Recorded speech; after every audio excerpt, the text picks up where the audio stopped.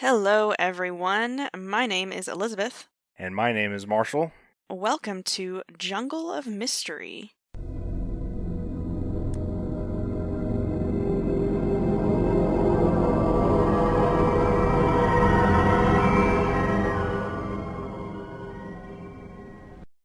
This week we are discussing Season 1, Episode 1, Pilot, Part 1. I don't know about you, Marshall. You ready to just dive right in? Okay. We open, as we'll find out, many of these episodes open on an eye. We see... Okay. Yeah, that's a fun little thing. We see a man lying on his back in the jungle. He's in shock and wounded. There's a dog. There's a dog. What do you think about that dog? Dog sus.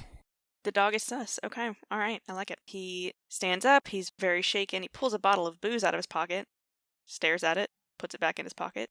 Interesting. Yep. And then he takes off through the bamboo.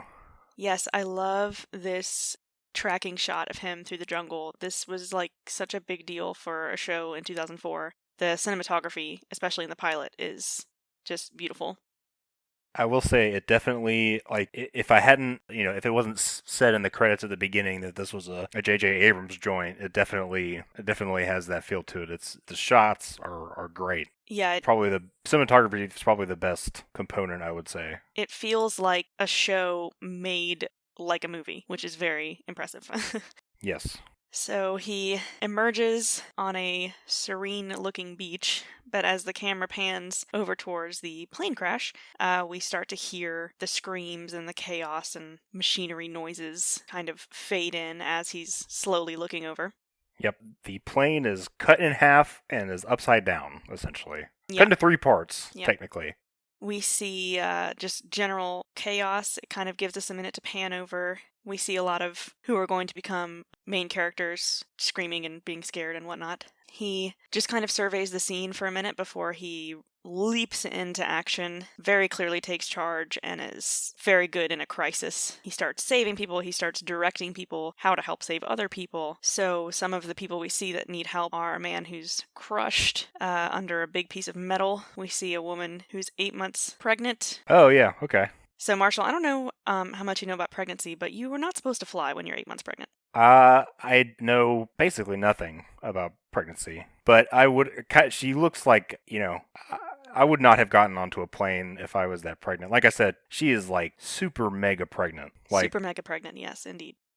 Incredibly pregnant. Also, I originally thought that the Asian woman was pregnant. That is not the case. So there's a correction from last week. Also, something I got very close on that I'm very surprised about is I guessed 50 survivors, and there are 48. Yeah, I was very impressed by that last week when you said 50. I was like, ooh, yep, yep.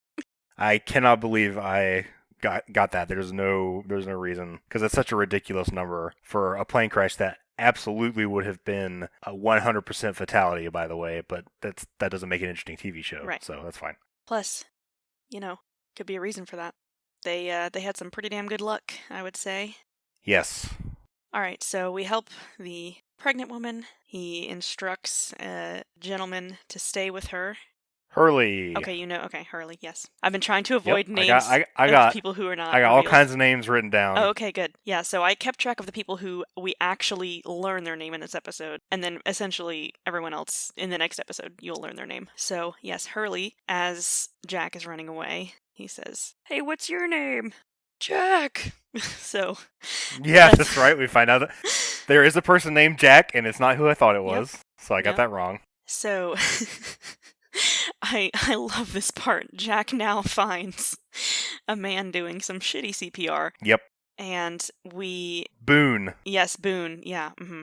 I have here, Boone is a Zac Efron look-alike idiot. Oh, well, he is an idiot, but I love him. Oh, okay. That's my impression of him. He's a total fucking dope. No, he is pretty dumb. Yeah, so we find him doing some CPR, and he's like, "I'm a lifeguard." He says, "Hey, can't you do that thing with the pen?" And Jack says, "Yeah, why don't you go find me a pen?" So that's where we leave poor Boone. He's just trying to help. He's a lifeguard, man. He's trying to help. We have a dramatic sequence with pregnant woman and Hurley almost getting crushed. Oh, yeah. Or maybe that comes later, but we have, I have just written here, "Stay with her. Dude, I'm not going anywhere."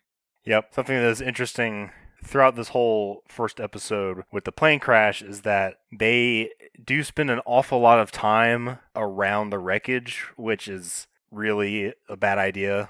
Well, I think I like this whole opening sequence because, I mean, everyone is just absolutely in shock, right? I think that it's a pretty There are realistic. people just running around in the background, which is great because there's literally just like a shot of, yeah. We had that shot, we skipped over it, but Shannon just standing still and screaming. Oh, yep, that's right. I mean, she in particular kind of sucks, as we'll learn, but I mean, would I do anything different? Probably not. I would see myself as a standing still and screaming kind of person in that kind of situation. I don't know. I also like that throughout this episode we have, and every episode does this so beautifully. There's always just kind of like a instrumental montage, where we see everyone kind of coping with the events of the day. So I love all of those moments in this episode where we see everyone just like these moments of stillness, where we get a little focusing shot on each of the main characters, just kind of like, I think it's really beautiful. Yeah, I'm so screwed. Yeah, exactly. Like we get the man smoking the cigarette, we get the pregnant woman holding her stomach, and like everyone just kind of coming to terms with the fact that they have just crashed landed on an island. Yeah, we see Mary, aka Charlie. Oh, Mary. I thought you meant Mary, like Mary. I was like, who? Chandler's wife, Mary. But yeah, I like how they do a really good job of, you can tell who the main characters are going to be just because of like how they introduce them in the shots. Exactly. And they do a very good job, I feel like, of showcasing that person's character archetype in like a 30-second bit. Mm-hmm. Like Jack, we kept, Larissa said this, Jack is the most interesting man in the world. He's done everything. He's a doctor. He climbs. He's I have thoughts about that. Done literally everything. Right. And then Charlie is just like a stoner, essentially. But they do a very good job of just like, hey, here's what this character is like, and we're gonna tell it to you very quickly, so we don't have to waste a bunch of time, with that kind of thing. I'm like, obviously there's going to be more character development, but I already have like a good picture of like the dynamics. That's a really cool way to introduce everybody. Yeah, and I don't know if you picked up on it in this episode. We really meet probably half of them in this episode, and then pilot part 2 will kind of meet the other half. So throughout the duration of the whole pilot, we meet all the main characters, and there are a lot of them. Yeah. And as we'll find out, they're all pretty important. Everyone in this show is pretty important to the overall plot, and I feel like the show does not really hold your hand too much. Like they throw a lot at you, and they're like, remember all these people, remember everything, because everything's important. Yeah. So, all right, the chaos on the beach has kind of calmed down a little bit. Jack is finally able to take care of himself for a minute. We see him searching through luggage. He finds a sewing kit, and then I think it's interesting, he really takes his time. It feels like he's intentionally separating himself from everyone to find a spot to take care of himself. And I feel like, I don't know if this is a conscious decision on his part, but it's almost as if he's already decided to, like, he knows he's going to be taking on the role of leader. He's just run around and provided medical assistance to several people, and it's almost like he doesn't want people to think that he needs help, right? Okay. That's kind of the impression that I got. It seemed like a long stretch of him finding like a quiet place, not around anyone. And that could also just be because he's in shock, but it felt to me like almost a conscious decision on his part. And then we see that his wound is pretty gnarly, and he's been running around helping people. In the first shot, and then in the second shot, it's like the makeup effects could use a little work. The first shot, it's like, oh my god, this gushing, seeping gore wound, and then the next shot, it's like, okay, well, that's like some spirit gum and some corn syrup, but it's fine. Yeah. I thought when he ran back off into the forest, or the jungle, my first thought was, all right, I helped some people, I need a freaking drink. Yeah. So he's going to go off and pound that vodka alcohol somewhere. Yeah, and it could very well be me reading too much into, and like knowing more about his character. It just seemed to me like, oh, I can't show my weakness, but it was probably just like oh my god, what's going on? Oh my god, I'm on an island. I need to get away from everyone for a minute. Yeah. More likely. So we see, if I may say so, just a gorgeous woman. Evangeline discovers Lilly. him. I mean, gotta love her. I love her so much. She finds him. He asks for her help. He asks if she's ever done any sewing. I sewed the drapes in my apartment. that whole sequence, I was laughing. Like, I know it was supposed to be very serious, but I was like, No, I man, know. they are really, really hamming it up on this one. I will say, for pilots of a show, this is an excellent pilot, like everything taken into consideration. But some of the dialogue had me chuckling when I wasn't supposed to be chuckling. Yeah, He also has like some really shitty tattoos. Oh god, that the tattoos haven't been explained yet. They're really bad. Like, the tattoos are they are his low like as an point. actor, or are they part? Did they come into the show? Oh god, you know what? I can't even remember. I was gonna look this up when it becomes relevant, because they do become relevant. I think they were just tattoos that he already had, and they, instead of covering them up, they were just like, let's come up with a backstory. It's something I'm very bitter about. There's a whole episode dedicated to it in like season 3 that is widely considered to be the worst episode of the show by far. That's literally just explaining his damn tattoos, and it's so dumb. And I was gonna wait until then to look up, but I'm pretty sure it's like they were just tattoos that he had or something, and they were like, these are cool, let's make a plot line out of this. They're really bad. But anyway, the tattoos, man. Yep. There is actually, I looked up, one of the things I've never done in all the times I've watched this show is watch the deleted scenes. There is a deleted scene in this episode where Kate asks him about his tattoos. Interesting. Luckily, it was cut for another time. I was expecting that to come up, honestly. Yeah, it will. Oh god, it will. Let's see. We flash back to the beach. We meet the characters Charlie and Sayid. Yes. Charlie's helping Sayid build a signal fire. That's just a quick little glimpse to them. So we now see at least one other character is taking charge in his own way to do something useful. Yep, and then Hurley is also going around gathering meals from the galley, essentially. Yeah. So yeah, we see people, and I love this because even those really little moments, Sayid taking charge with the signal fire, Hurley taking charge with organizing the food, like we see the roles that they are going to fill. Sayid is very much the practical, how do I get us out of here? Hurley is the, let's make sure we're taking care of everyone. You know, like those little bitty moments are so big for their characters. I just love this is the best pilot episode of like any show I've ever seen. It's excellent. We flash back to Jack and Kate. He's walking her through how to do the stitches. We have another kind of weird reference to that bottle of alcohol in his pocket. He says, save some for me, for the wound, right? And it's almost like, okay, dude. It seems like perhaps we will learn more about, maybe he has a kind of a background with alcohol being a problem.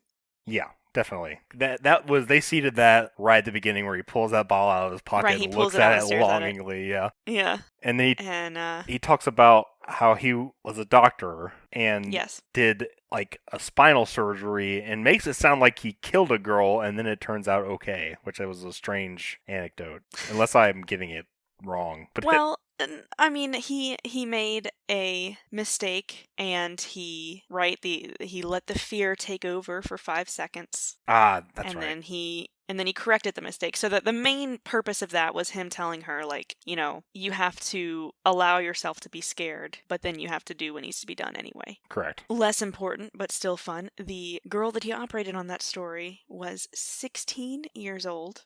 Oh, 16. Man. One of our numbers. I gotta get better at catching these numbers.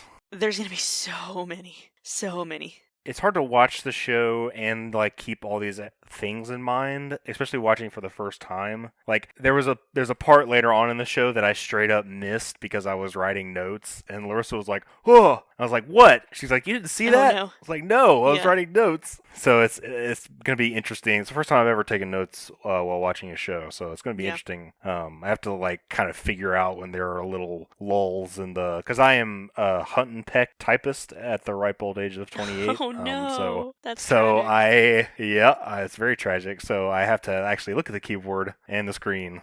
Otherwise, it's completely illegible. That's rough. Feel you gotta bad for learn me. how to type without looking, man. Yeah, keep those eyes glued to the screen. That ship has sailed. But all right.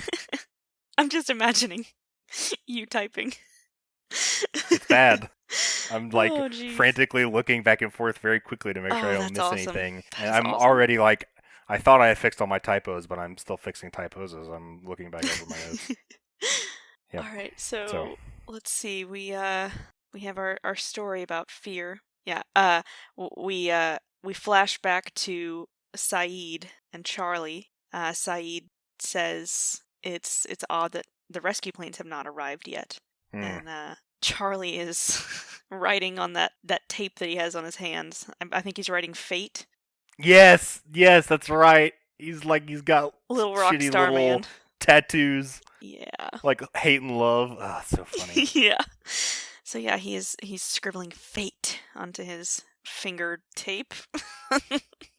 Yep. Oh God. My favorite character exposition moment is when Boone offers chocolate to Shannon, and she is a huge bitch about it. Oh my God. Yes, that's she is right off the gate. Yes. Right off the gate, just like, wow, she is insufferable. Yeah, so she says, the plane had a black box, idiot, and I'll eat on the rescue boat.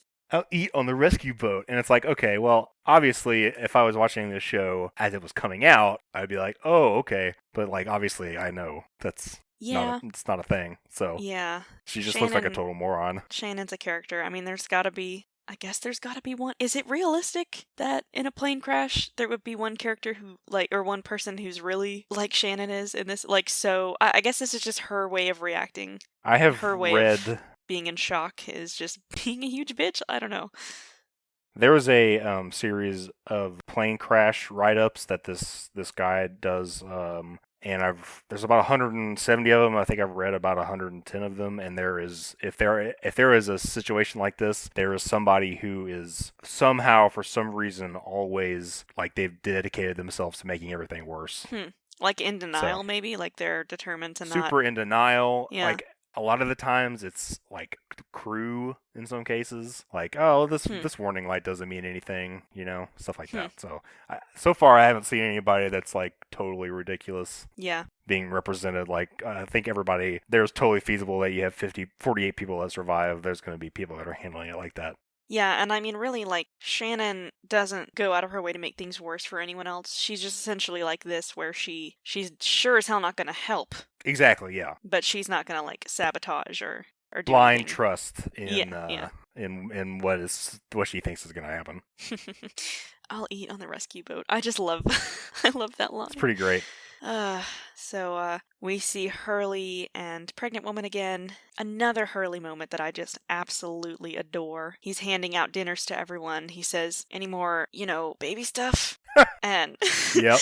And they just have a little moment together, and then as he's leaving, he leans back over and gives her a second dinner. Yeah. Because you're eating pregnant. for 2. She's large and in charge, and let me tell you, she needs that second dinner. We have a very different moment in our next shot with a Korean couple. This is, I believe they say the wife's name here, Sun. We don't know the husband's name yet. Okay. We also probably don't know their husband and wife, but oops, there we go. They're husband and wife.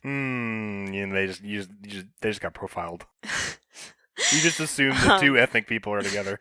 Well, no, I just accidentally said that because I already know that. Okay, that's right. But then I realized I'll cut that. They didn't. Yeah, they didn't really reveal what their relationship is to each other. But oops, there you go. They're married. He essentially tells her to screw everyone else and just stick with him. Yep. So they interest me a lot, especially in the early episodes, because it does feel like we just had that shot with Shannon. We have whatever's going on with Charlie and his little fate fingers and everything. It seems like this show is setting up a bunch of stereotypes, right? Like who's going to fill this stereotypical role. Yeah. But just trust me on this one, they're not going to be filling those stereotypical roles. They will seem like they are, but as I mentioned when we were getting ready to watch the show, basically each of the main characters we've seen and will see in the next episode, they're all going to have at least one episode that focuses on them. And as you learn more about them, you're going to be like, oh, damn. There's a lot more to these characters than what we see of them in the pilot. And Sun and her husband are no exception to that. Okay. Apparently they were going to be pretty stereotypical. And the guy who plays her husband, when they were kind of reading the pitch, he was like, people are not going to like this. I don't want to be associated with this unless these characters are going to have kind of a bigger story. And they were like, oh, don't you worry. They will. Oh, cool. Okay. So they convinced him to do it, and I think for good reason. So anyway, Sun, screw everybody else, stick with me, do what I tell you, whatever. We see a man who is just in really bad shape. He's got a huge chunk of metal sticking out of him. That's right. Yes. Oof. Kate is asking Jack a bunch of questions about him, and Jack is like, why are you so concerned? Do you know this guy? And she said, oh, I was sitting next to him on the plane. So that's got to be pretty haunting, I guess, to see somebody, just imagine. Yeah, but I also think that there's probably more to that we'll find out. Well, okay, yeah, there could be. Potentially, there could be more. The way she said it was just so like, oh, he was just sitting next to me on the plane, Yeah, a little sus. But, it would also be pretty messed up to just get on a plane, sit next to a dude, probably be like, oh, hey, and then, hours later, you see metal sticking out of him. I'd definitely be concerned. You're right. It's very likely that there's more to that story. I am, like, the way this show has been pitched to me, I am probably trying to read too much into everything, but I'm like, ooh, what does that mean? Honestly, you probably should read. There's no such thing as reading too much in anything in this show. Okay. So go for it. Go crazy. Cool. Overanalyze everything. That's what I live for. Excellent. Gonna drive me crazy. So, okay, what you were talking about earlier with Jack just being Mr. Hero Man who can do everything. This scene bothers me so much, where he is with his little friggin' leaf plane explaining to Kate what must have happened. And she's like, how do you know so much about this? He's like, oh, I took some flying lessons. It wasn't for me. It's like, all right, whatever. Yeah. Here we go. Jack of all trades. Master Jack? of none. Yep, Jack. But in this kind of annoying scene with Jack, we learn the plane broke apart over the island into 3. We're seeing the center, the middle section of the plane. The cockpit is somewhere else, and the tail end of the plane is somewhere else. And yeah, he just knows so much about it. And it's so annoying to me. And this is probably only annoying to me because it's not the only time this is going to happen. There are a couple of characters on the show who conveniently just know a hell of a lot about a bunch of random things that it's like, what? Okay, why do you know so much about all of this? But Jack is a pretty bad one when it comes to that. So he's telling her all this, and he says, we need to go find the cockpit and find a transceiver. Yes. Because they probably don't know where we are, and we need to try to get a message out. And we finally learn that her name is Kate. And then Marshall, they are interrupted by jungle noises. That was so wild. That caught me way off guard. Yes, yes, jungle noises. And there were trees crumpling. Yep. It was a combination of like, I don't even know how to describe. I mean, it's like kind of like there were mechanical sounds like like metal scraping, right? Yep. There were thuds, like heavy things hitting the ground. Then the sound of trees cracking, and then there was, I don't even know what to say, but the like higher pitched, like a wail, but like a monotone almost sound. Yeah. That was really like that really caught me off guard. Yeah, I really wanted to continue watching more episodes after finishing this one because I want to know what in the ever-loving hell is happening. So yeah, that was pretty wild. Like I said, I knew nothing about the show. I've seen so many promos of it, but that was never. They did a good job not showing that off because that definitely was a jaw-dropping moment. Oh man, jungle noises. Yeah, it's really cool. So we hear a little boy who I will go ahead and say this little boy's name is Walt. Aha. So during the chaos in the beginning, we hear a man screaming, Walt! This is Walt. And Gotcha. I say that because we see them standing next to each other right there clearly. That is the Walt that he was screaming for. But he says, is that Vincent?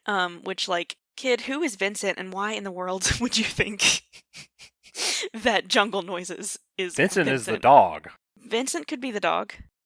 I know it's the dog because it's the dog. Okay, yeah. fine. Well, so unfortunately or fortunately, so I'm watching it on Amazon. Mm-hmm. Amazon Prime has this function called X-ray, where like whenever you pause a scene, it tells you the names of everybody that's on screen, and it said Vincent so the it dog. Said Vincent for the dog. Vincent the dog, played by Madison.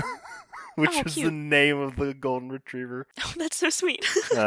Well, whatever. Okay, fine. So, yes, Walt. But why the hell would that be the dog? No, I know. Hey, maybe, you said the dog was sus. Maybe, apparently the dog is an eldritch horror.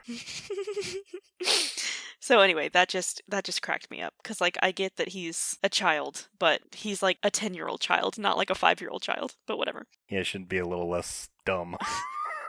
So we get a very cool, kind of silly, but I'm going to go with cool shot of all of the main characters conveniently gathering together to stare in horror at jungle noises. And it kind of pans over them for a second. So everybody in that shot, those are the main boys and girls. Okay. So yeah, jungle noises. It's kicking off now. We can talk about this more at the end, but do you have any initial thoughts as to what the hell that is? I think that I'm going to go ahead and just go out on a limb here and say that the island can change itself and rearrange different parts of it via some kind of technology, and like those trees were getting pulled back in and the landscape was shifting or something. It's either that or there's... No, because, I mean, the trees were definitely falling, so there was something happening to make the trees fall. So I'm going to say that the island or something on the island has the ability to, like, change the shape and terrain layout of the island, and that's what was happening. Okay. All right. That's a good guess. Mm. And, I mean, I'm not saying whether it's right or wrong, but I know. that is, up until this point, it's been kind of nothing crazy like that, right? It's been a sort of normal kind of survival show of, okay, dealing with this plane crash, and then all of a sudden, out of nowhere, this crazy thing that seems like it can only be some sort of sci-fi or fantasy explanation all of a sudden. Could be Ints. So, could be Vincent, according to Walt. So, yeah, they're all gathered to look, and then we get our first flashback of the series. And they do it exactly where I would expect a action TV show from the 2000s to do it, which is right after a big reveal. They immediately go somewhere else. I'm like, what about the noises? Just to drive you crazy. Yep, but this show is really good at that. It's well earned, so I'll let them have it. Yeah, and this is our first flashback of the series. Most of the episodes are going to be more flashback heavy than this one. Okay, but I mean, the pilot, there's so much action we gotta establish first. The plane is huge. I was definitely off base. Yeah, so we 3 see by that 4 by shot. 3 seating. Yeah, it's massive. It's standard intercontinental flight. We have another damn reference to that booze. Yep. We have Jack kind of flirting with the flight attendant a little bit. But flirting in the shitty way by negging her about the drink that she made him. Oh, for sure. It's not a very strong drink. Oh, it's not a very strong drink. It's like, all right, well, don't be a douche. Marshall, do you want to know something that's going to make you really happy? Yeah. That flight attendant's name is Cindy Chandler. No. It really is. It's really? Not relevant in any way, and I didn't know it until looking it up. I knew that she's a very minor character. I knew that her name was Cindy, but just to make sure that I wasn't being a dick unnecessarily last week when I was like, there's no Chandler, I just looked up Lost Chandler, and her name came up and it said Cindy Chandler. Makes me so happy for the dumbest possible reason, but wow, awesome. So, I mean, you were still wrong, but... I had 2 solid pulls, 50 Survivors and Chandler. Chandler doesn't count. Okay, fair enough. But honestly, I was blown away. I was like, oh damn, there is half a Chandler. That's pretty funny. In this show. Half a Chandler? Is that how that works?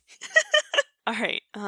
Jack douchebags his way into getting some more booze. Yep. He gets up, I guess, to go to the bathroom. There's a little disturbance as we see Charlie shove past and some flight attendants chasing him.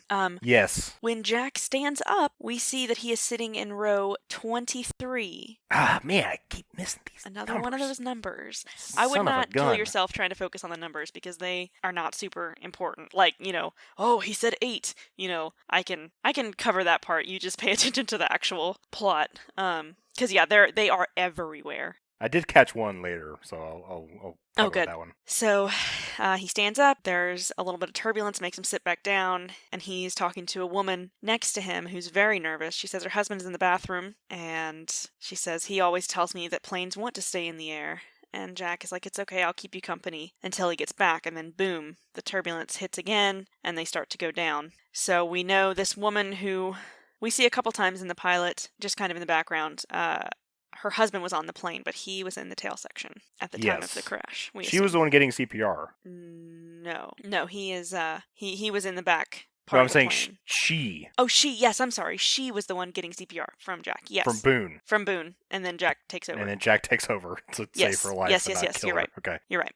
Okay, so we are back on the island. We get another one or this is the moment I was talking about earlier that I just love, where we have kind of a quiet moment where we're visiting everyone in kind of the aftermath of all the big action, right? We've had probably hours of chaos and crying and screaming, and now everyone's just like taking a deep breath, smoking cigarettes, rubbing their pregnant bellies. And then Jack and Kate get ready to go on their little hike, and Jack says, "You need some better shoes." And we have this just really haunting shot of Kate having to take a pair of shoes off of a dead person. I was surprised they hadn't done that yet. Like, just as a matter of survival, like going through all the dead bodies and taking all the useful stuff. Yeah, I mean, I think that's sort of what everyone is starting to do now. But as you can imagine, they're probably pretty reluctant to do something like that, right? I feel like for the first while after the plane crash, it was probably just kind of, okay, let's wait for someone to arrive, right? Because that would be your assumption. Yeah. Is we'll only be here for a couple hours probably, right? Haha. I guess, but also, like, if you gotta get something off of a dead body, you want to do it before rigor mortis sets in, so. Yeah, true. But again, you have to allow for the fact that everyone's in shock right now, and they're definitely not thinking about that. They're probably trying not to think about all the dead bodies and the concept of having to touch them and, start I'd be out there looking for a fresh pair of J's. So anyway, Kate gets her new shoes. She looks up, and we see this bald man. Hell yes, my favorite character. Oh boy. My favorite character, absolutely. He hasn't said a single word, and he is my favorite character from episode 1. Honestly, that's valid. He's a very interesting character. He tries to cheer her up. It's so great. And just the look of disgust on her face. I'm like, same, girl, same. Oh, man. It was again, totally caught me off guard with the orange in the mouth. I was like, oh, man. Yeah. So we don't learn his name this episode, do we? We do not. Okay. But he is one of our main guys. Oh yeah. Basically, everyone. I remember seeing him all over the. Oh yeah. Oh yeah. He's a major player. Player. But that's not what I meant. I know. Sorry. So we see, who do we see? We see Walt and Hurley and some others discussing what to do with the BODYS. Yes, that was as Hurley funny. says, trying to protect the young ears. Yeah. And Walt says, like, "Are you spelling bodies? BODIES. Yep. I love that. Oh my god, I love that. So, they're kind of just, having a pretty reluctant conversation about what to do about that, and we'll revisit that later, what they decide to do with the BODYS. Back to Jack and Kate. Charlie invites himself along to the cockpit hike, and they're like, okay, I guess. So he's joining them. As they're walking along, Kate is like, "I recognize you from somewhere." And he says it's because he was in a band called Drive Shaft. They're in the middle of a comeback. Bassist. Yep. So, the bassist for a band called Drive Shaft. Yep. Oh man, I love that moment. So this, I love the chemistry. Everybody on this show already has great chemistry with each other. We've seen, obviously, the most screen time so far has been between Jack and Kate, and they have great chemistry. Charlie and Kate, though, also, I think, have a really fun dynamic. And a little fun fact about that, the reason they have a good dynamic is at the time of filming of this show, they were in a relationship. Oh, really? Dominic Monaghan and Evangeline Lilly, for I think the duration of like the first 3 seasons, maybe not quite that long, but for the first couple years of making the show, they were together, and I think maybe at some point engaged. So they have a pretty fun dynamic, and they have some pretty good chemistry, but I think it did not end well, so oops. Dominic Monaghan, just side note, gets in a lot of beef with people, which I would not expect. Yeah, he does not like to talk about Evangeline Lilly, and he does not like to talk about Matthew Fox, who played Jack. When Evangeline Lilly was cast in The Hobbit, people were like messaging him on Twitter about it, and they were like, "Man, she looks really hot as an elf, doesn't she?" And he tweeted like, "I don't like cheaters" or something, like in response. So, oof, I guess it didn't end well there. Okie dokie. Matthew Fox got himself in a lot of trouble after Lost was over. Did he have a DUI or something? He had a DUI. He was accused of basically beating up a woman at one point, and someone asked Dominic Monaghan about it, and he was like, "Yeah, screw that guy. That was not an isolated incident. He's not a good guy." Well, but you know what? It was after Lost, so we don't have to think about it. Okay. Also, Matthew Fox's career has gone absolutely nowhere since Lost. So I was about to say, I was wondering, I haven't seen this guy anywhere. Yeah, why hasn't this leading man of this extremely successful show had any success after? Well, that's because he went off the deep end, I guess. But anyway, that was a big tangent. Sorry about that. I love Charlie and Kate in these first couple episodes. They just have a lot of interactions and they're super fun. Yep. So yeah, Drive Shaft. They're in the middle of a comeback. They have exactly one song that we will hear anytime there's anything Drive Shaft related on this show. We hear their like big hit single, but it is the only damn song they play by them in this show, and it cracks me up. Funny. But we'll hear it a lot. Okay. As they're walking along, this heavy rainstorm starts out of nowhere. Yep. And we see the dog. We see the dog, yeah. Dog be creeping. Vincent, man, he's gonna go rip up some more trees, I guess. Yeah. We see that bald man again on the beach is just not bothered at all by the rain. My note for this was old man like rain too much. And that was the second time that I found myself really liking his character that I had known nothing about. Mm-hmm. Yeah. Yes. So he seems right at that moment where he's trying to cheer up Kate, and this moment in the rain where he is spreading his arms and smiling. He seems not super bothered. Nope. By anything that's going on. He seems pretty at ease. So that's pretty significant. We'll learn more about that later, but yeah, something is up with this man. Oh, yeah. We have teeny tiny jungle noises as we're hiking. We see some trees moving around and a little ominous jungle action, but nothing else at the moment. Jack, Kate, and Charlie get to the cockpit. They climb their way up and in past all the dead bodies, and we see the pilot. So you had some predictions about the pilot last time. Yeah, so I predicted that they were dead, and by the end of the episode, I was right. Oh boy, were you? That was the part that I missed because I was writing about them climbing up, and then there was a big loud noise. I look up, and I was like, what happened? She's like, what? Did you not see that? Oh no. So I missed you the missed pilot. the moment where it shows that he's alive. Yep. Okay. Yeah, he's alive. We get some more explanation from him. Jack says there's at least 48 survivors. It's been 16 hours since the 16 crash. hours. That was the one I caught. Good. Pilot says 6 hours in, the radio went out. They turned back to land in Fiji. By the time they hit turbulence, they were 1,000 miles off course. He says they're looking for us in the wrong place. Mm-hmm. Yep. Suddenly, we realize Charlie is missing. We find the transceiver. It's not working. Kate goes out to look for Charlie. He stumbles out of the bathroom. Yeah, and he looks suspicious. I think Charlie has a drug problem. And that do you? Yeah, so that's not... I know I'm not exactly Clouseau, or is it Clouseau? Wait, Poirot. No, Poirot, wait. yeah. No, Yeah, Poirot. Yeah, okay, I got it. That's one of them. Yeah, that's one of them. I'm not Poirot figuring that out, but between the running to the bathroom and the flashback and then him also coming out of the bathroom here, it's like, okay, maybe he's doing a little booger sugar. Yeah, and I mean, maybe whatever he was doing was in that bathroom, right? Because we see him running to the bathroom right before the turbulence hit, so... Yeah, he needs a mirror to do coke off of. He's not doing heroin because that takes too long. So it's like he's snorting something. It's got to be coke. Okay. That's a musician's... I mean, I guess heroin is more of a musician's drug, but like I said, that's a whole thing. You have to prep and do the needle and the spoon and all that stuff, and so... Well, don't you worry. We'll find out what it is that he's doing. I know we will.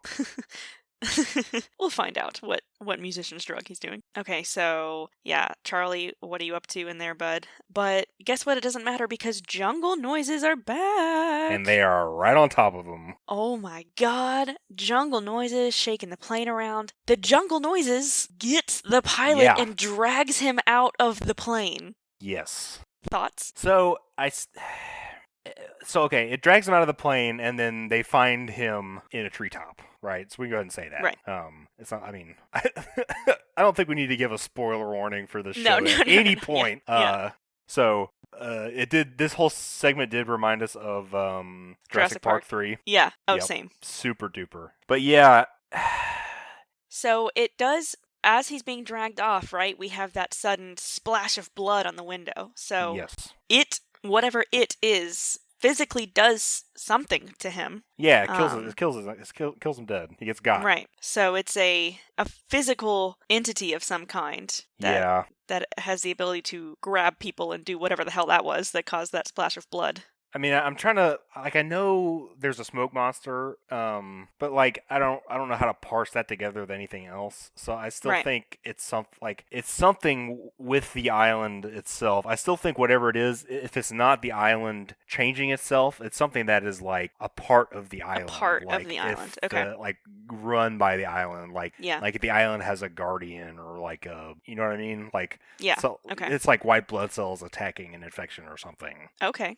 Okay. So So Jack grabs the transceiver, they run away. As they get out of I guess the cockpit falls, they get out. Charlie falls and somehow gets stuck. yeah. Um although I guess that can be explained away by, whatever he was doing in the He bathroom. gets full on like Boy Scout Boy Scout. knotted into a vine Yeah. somehow by running, which was pretty funny. So great survival skills, Charlie. Yeah. So Jack goes back for him. Kate continues to run. They get separated. We hear more jungle noises in the distance, and Kate kind of hides herself in a thicket, and she, just like Jack told her earlier in his story, she lets the fear take over for 5 seconds. Okay, I'm gonna go ahead and just start calling it this. She does the litany of fear, Yeah, like in Dune. yeah, This yeah. is just a not as cool version of the litany of fear from Dune. Well, yeah, fine, whatever. It's counting to 5 instead of yeah. yeah. But I do like this moment because it shows that she already has this connection to Jack. We've got our first real connection, I feel like, between two characters, as he had this kind of influence over her, and their interaction earlier allows her to kind of calm herself down in the situation. I think it shows what a good leader he is, kind of inadvertently. He's not really had to lead anyone yet, but we can tell that he's going to be able to. Kate and Charlie are reunited, but now they don't know where Jack is. Charlie says he didn't see what was making the jungle noises, but it almost got them. Yeah. And he doesn't want to go back for Jack because he says, Kate, there's a certain gargantuan quality about the thing. Mm-hmm. Which makes me think, like, how did you not see it, right? Yeah, it's all very strange. Yeah, it's very, very interesting that we get through this episode and no one has actually seen it. And she says the thing. She says, we have to go back. I don't know if that's a thing. I just know that that's... Oh, it's not really a thing. There is the one that gets quoted all the time. Okay. I just, don't, for some reason, I don't think I've that we have connected to that. go back. I don't think it's really a phrase that gets repeated often. That is the one phrase I have connected to the show through the past 17 years of knowing about it. So there you go. I looked at Larissa and I was like, she did it. She said the thing. She said the thing. She's like, oh yeah, okay. Yeah. We have to go back. We have to go back. So they go back for Jack and they find the pilot. Yep. Which is, again, such a cool shot and a well done shot for reveal. a TV show. Yeah, seeing the reflection of him in the water first and then like panning up to see him in the tree. Oh, that was so well done. Yeah. And just it was my 8th time seeing that. Actually, technically my 9th time because before we had the idea for this podcast, I had already started my own rewatch. Because I was getting that itch again, and I did already watch all of season 1, so I guess technically it's my 9th time watching season 1. Jesus Christ. My God, I have a problem. Well, I'm here to enable it, apparently. Hell yeah. But yeah, there are some shots in this show that just give me chills, like every time I see them, and that's one of them. Yeah, it was cool, and it was a hell of a way to end an episode. Yeah, so we pan up, we see him. We don't really get that full shot of him until the very last frame of the show, but we do see Jack, and Jack also didn't see what was causing the jungle noises. Come on, guys. Tell us what it is. Yeah, it's pretty. Yeah, all of that, like they did such a good job of making it scary and not giving it a face. Is really, it's like I want to watch more. Mm-hmm. But yeah, then the last shot of the show, we see the pilot. Oh my God, what has this thing done to him? He looks messed up. Yeah, he was. A lot of blood. I mean, there's a lot of blood in the human body, but they definitely got a lot out of him. They got a lot out of him, yeah, that's for sure. So yeah, and then we have our doom lost. Yep. That was a pilot. So before we get into thoughts that you had about the show, I have some fun facts that I looked up. And most of them, for the most part, it was trivia that like I was already pretty sure that I knew, but I had to make sure it's actually true. So this episode won writing and directing Emmys rightly so. Wow. I think up until this point and for years afterwards, the pilots part 1 and 2 of Lost were the highest budget pilots of all time. I believe it. Which, yeah, is pretty evident. So I have, I'm trying to avoid giving you any spoilers, but Yep. I think this episode makes pretty clear that Jack is going to kind of be the de facto leader, or at least one of them, right? So Jack was originally supposed to die in this episode. Instead of the pilot being like the shocking cliffhangery death, it was supposed to be Jack. Huh. And then Kate was going to take over as the leader. Interesting. But the network was like, yeah, no, you're not about to set up somebody as your main character in the pilot and then kill them off in that same episode. And replace it with a woman. Yeah, we don't want a woman in charge. 2004? Hell What no. happens when she gets her period? I mean, come on. Yeah, she's going to be all unstable and stuff. So anyway, the pilot's character and short arc and death were kind of introduced to have a shocking kind of cliffhanger moment instead of him. They did it. Mission accomplished. And yeah, my God. That pilot was played by, I don't have his name here and I don't even think he's credited, but he's played by a childhood friend of J.J. Abrams and has appeared in several of his productions as a good luck charm for J.J. Abrams. Okay, because he looked familiar to both of us. Yeah, he's been in Felicity, he's been in Alias, Mission Impossible 3. I've seen neither of those. Okay, I've seen Mission Impossible 3. And I'm not sure, like, outside of that, he's been in other things as well, but specifically those are the J.J. Abrams productions he's been in. Huh. And so, yeah, they were friends since, like, kindergarten or something, and I think it's pretty cool that he includes him in his projects. And then what I mentioned earlier about Dominic Monaghan and Evangeline Lilly dated for several years, and they just have a really fun dynamic. I love the moment when he's like, I heard you yelling Jack. My name's Charlie, by the way. Yeah, that was pretty good. I love that. Oh, I love that. So yeah, that's the pilot. And I mean, like you've said several times throughout this, it really leaves you like with a physical need to see what happens next, right? Yeah, I was it was very it's going to be very strange. This is going to be the first time since I guess The Mandalorian where I'm watching something on like a weekly basis. A weekly basis, yeah. Very unusual. And honestly, like even The Mandalorian is a little bit different. I don't know. It's definitely weird to not just be able to start consuming more. Yeah, I feel like The Mandalorian, which is just a beautiful show, wasn't as like the episodes are more self-contained. Yes. So they as are their good as it own was, stories. it wasn't like, oh my God, I have to know what happens next, because it wasn't like every episode was a big cliffhanger. Lost, every episode is a big cliffhanger, essentially. You're gonna be in agony every week waiting for the next one. Yeah, it wasn't until I think Mandalorian, like close to the end of season 2, where Boba Fett showed up, where I was like, "Oh, next episode." But yeah, I think most of them are very self-contained, whereas this is definitely styled as a network show, where it's like you want to hook people, and they hooked me. Yeah, and I have access to all 20-something episodes, and I can't watch them yet. Yeah, I know. It's so, like, high intensity all the time. Cliffhangers in every episode, like, but it's not overdone. Like, you're genuinely gonna want to continue to know what happens next. Yeah, it felt, I mean, like, everything they did felt earned in the course of the show. Yeah. You mentioned earlier the characters. We get a snapshot of, this is this guy and this is this guy, right? This is who they're gonna be. But we're going to learn that every character has so much more to them, which I feel like is something really rare to find in a TV show with such a large main cast where they really develop every character. And I think that's kind of a theme of this show is it's really heavily character driven as opposed to plot driven. The story is so focused on the connections between everyone and how the island is changing them. And instead of just like crazy thing after crazy thing happening, which that is also happening in the background. There's a lot of crazy things, right? As we saw with Jungle Noises this time. There's going to be a lot of action, but more than that, and I feel like what kind of elevates this show is just the characters growing on their own is really special. Yeah, I'm excited to see how they do that, because it's definitely like it is interesting to see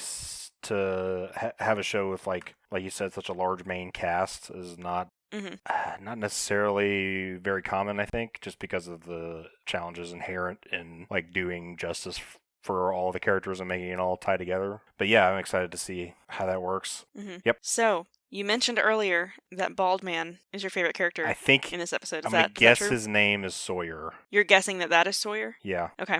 So Bald Man, who Marshall says is called Sawyer, was your favorite in this episode, just from those 2 shots. I mean, he definitely like made me laugh the most. Yeah, no, that's fair. I mean, that's fair.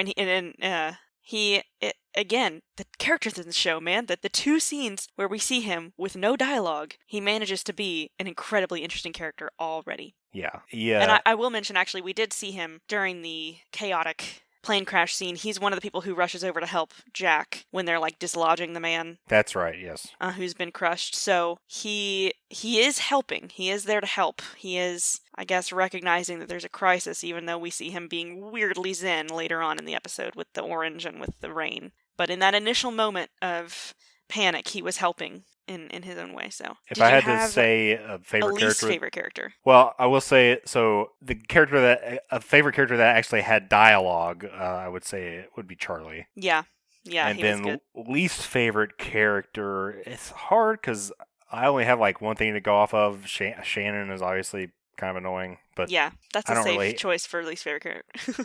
Yeah, I don't really have it's not set in stone yet, but and obviously favorite character could totally change as the thing goes on, but yeah. Yeah, I think it's very likely that your favorite character will change every episode. And it's also very likely that your favorite character will just be whoever was focused on in that episode, because every time we get a flashback, you're going to be like, oh my god, like you're just going to feel so much for them and you're going to care so much about them that you're going to be like, well, shit, maybe this is my favorite character. And then, but okay. I think our spouses both agreed. Well, we think we all know who your favorite character is going to be on a consistent basis. So we'll see if that is true. Is it Bald Man?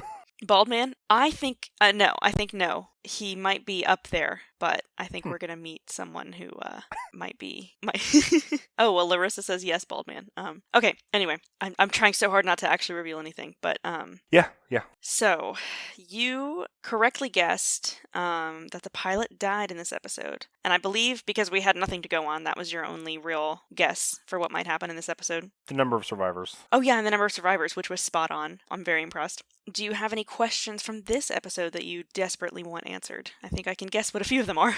I mean, I have questions, but I'm gonna let the show. There's nothing I'm like confused about because there's not enough yet, I think, to be confused about other than what the hell is going on. But that's the point of watching the show, right? So really the only mystery that we have right now is that what was making the jungle noises, and you've given your guess on that. Yeah, and also I think there's something about, I don't know if this plane crash should not have been survivable, so I'm curious to see if they address that at any point in the show.